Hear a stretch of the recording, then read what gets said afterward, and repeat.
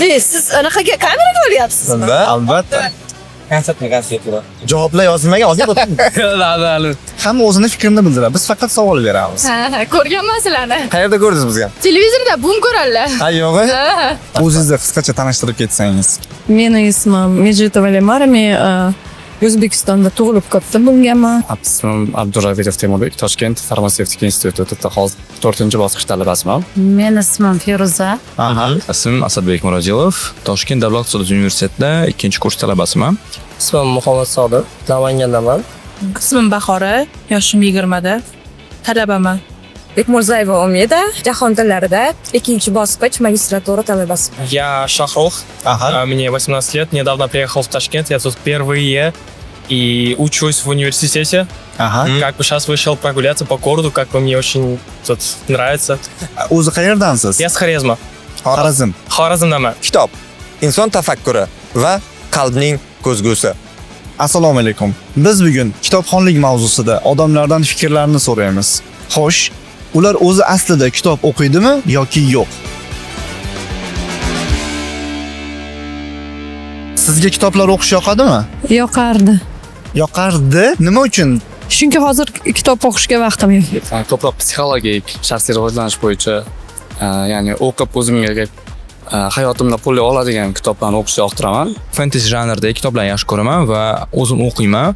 Ayni kunda ingliz tiliga aloqador har qanday kitobni o'qishga yoqtiraman. Aha. Chunki ingliz tilidan bitta sectionda reading degan section bor. Uni ko'tarishga bu juda katta yordam beradi. Nafaqat unga, balki ingliz tiliga aloqador bo'lgan har qanday skillsga yordam beradi.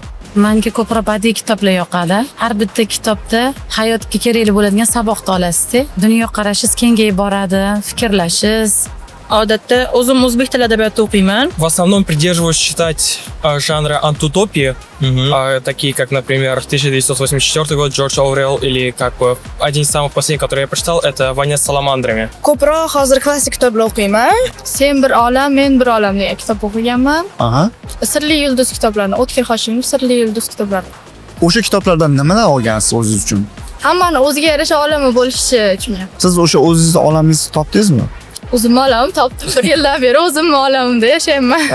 Ilmiy kitob o'qiyman. U sababi shu men kelajakdagi qilmoqchi bo'lgan ishimga kerakli bo'lgani uchun. Pedagog bo'lmoqchi. Ha, zo'r, maqsad zo'r.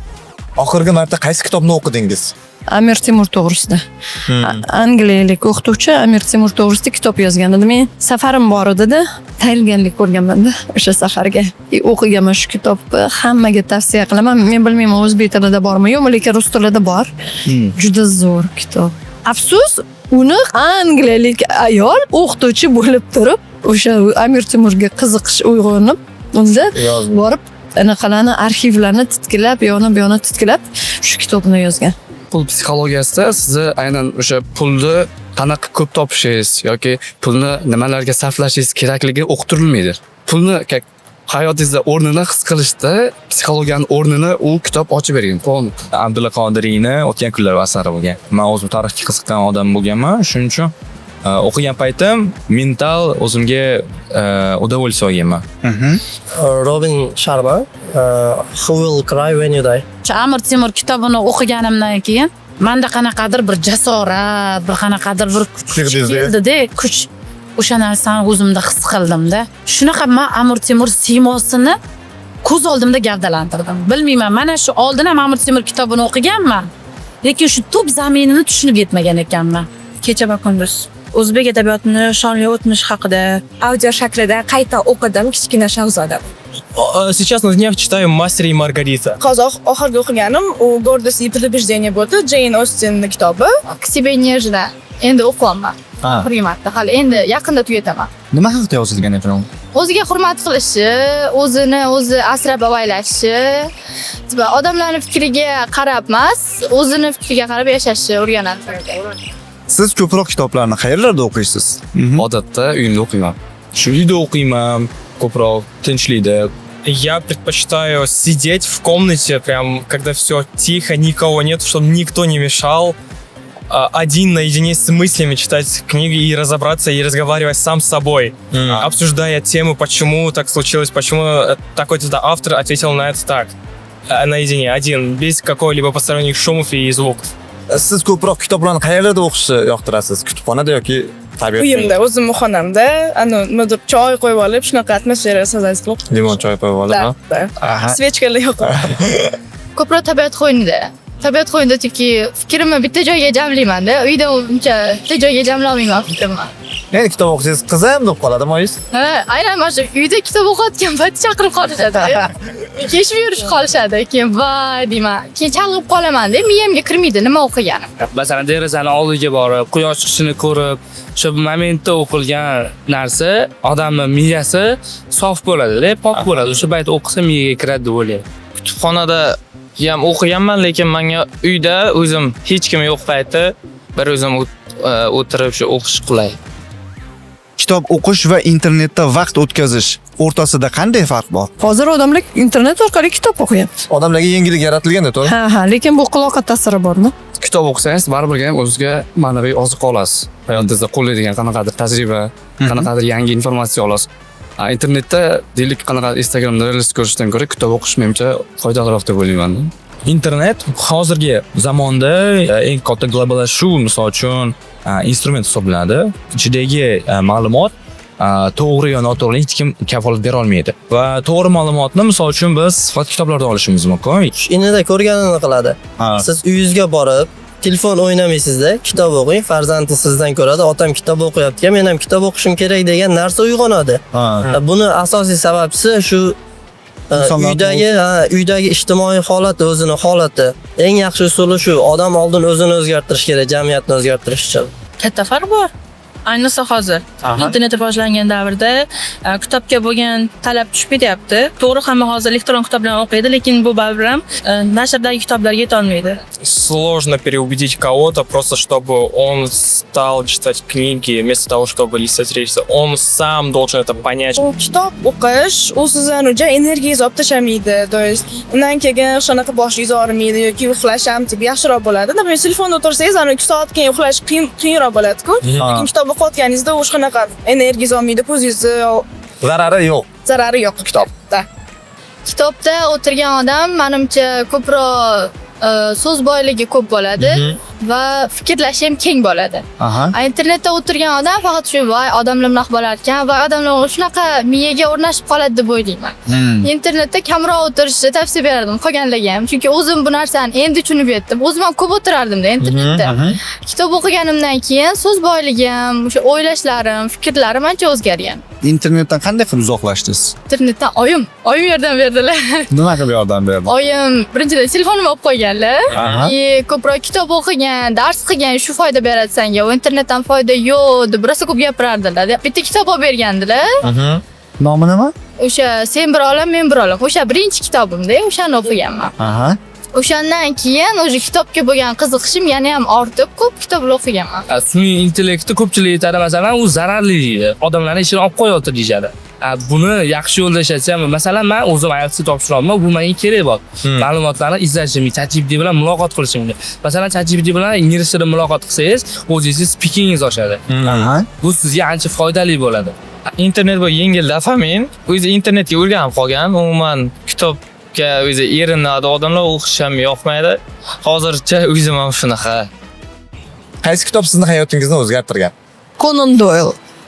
Zapiski Sherlock Holmes. Chunki u detektivlar endi bu klassikada. Bu Garri Potterga qaytsak, Albus Dumbledore bilan Severus Snape'da bitta dialogi bor.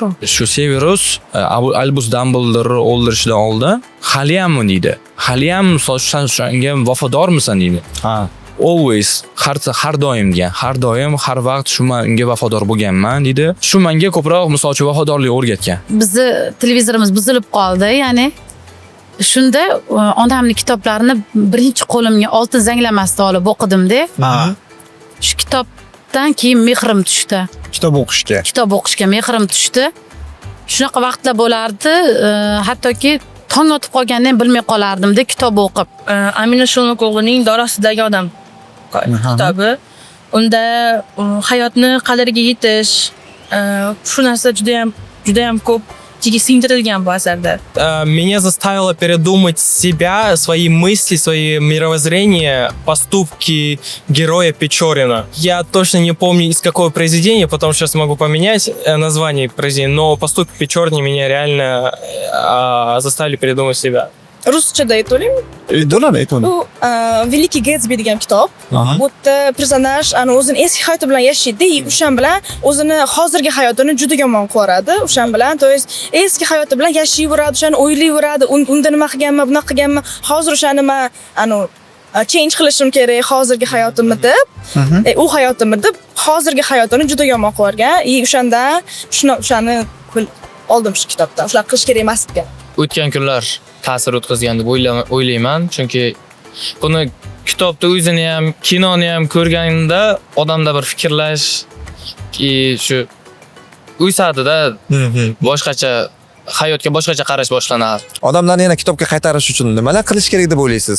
Maktablarda ko'proq targ'ibotlarni olib borishsin. Kitob o'qiydigan joylar ko'proq bo'lishi kerak. Tekin kirib o'qiydigan. Chunki kutubxonalar bizada to'g'risi unaqa ko'p emas. Masalan, men dars qilib biron joyga shunchaki bormoqchi bo'lsam, asosiy atmosferni yaxshi joylar bu kafelar. Va kafega kirganimda men kamida 30 ming 40 ming ishlatib chiqishim kerak. Ознакомительные videolar internetda mana bu kitobni, например, estetikasi deb qo'ysa, ularga u yoqsa agar, конечно, o'qib o'qish keladi. Mana shunaqa videolarni ko'rib, o'zi o'qigim keladi kitoblarni, o'shanga qarab olaman. Telefondan uzoqlashish yo'li vроде ko'pligiga foyda beradigan shu oy solib qo'ysa bo'larkan. Yoki Wi-Fi-ni o'chirib qo'yish kerak. Odamlarni yana kitobga qaytarish uchun nima qilish kerak deb o'ylaysiz? Endi menimcha iloji Yo'q, hayot to'xtatib qo'ymoqsiz siz. Bu hayotda hamma narsaning iloji bor. Faqat harakat qilish kerak, vaqt ajratish kerak. Odamlarga qanday kitoblarni o'qishni tavsiya qilasiz? O Henryni o'qinglar. Conan Doyle'ni o'qinglar. Sal bo'lsa ham hayotga bo'lgan dunyoqarash o'zgaradimi? Shunday? Bizga yetmagan narsani o'sha yerda topasizlar demoqchi edim. Ko'proq badiiy kitoblar. Chunki odamlar badiiy kitob va shu klassikani o'qimasa, so'z boyligi kamayib ketadi. So'z boyligi kamayib ketadi. Amir Temurni hayotiga oid har qanday kitobni o'qisan yetadi. G'azal Mulki Sultoni Alisher Navoiyimizni kitoblarini o'qishni tavsiya qilgan bo'lardim. Falsafiy kitob, lekin ichidan juda ko'p narsa olsa bo'ladi. Giyotani Faust. Atomic Habits kitobi bor, atom odatlar. O'zim shu kitobni o'qishda shu maqsad qilib qo'ydim. Undan keyin mana Marcel Bryonni Men kim Sohibqiron Jahongir Temur. Kitob o'qish bu faqat bilim olish emas, balki hayotni to'g'ri anglash va o'z ustida ishlash demakdir. Kitob eng yaqin do'st. Shu do'stlikni qadrlaylik va buni unutmaylik. Keyin ko'rsatuvda ko'rishguncha xayr, sog' bo'linglar.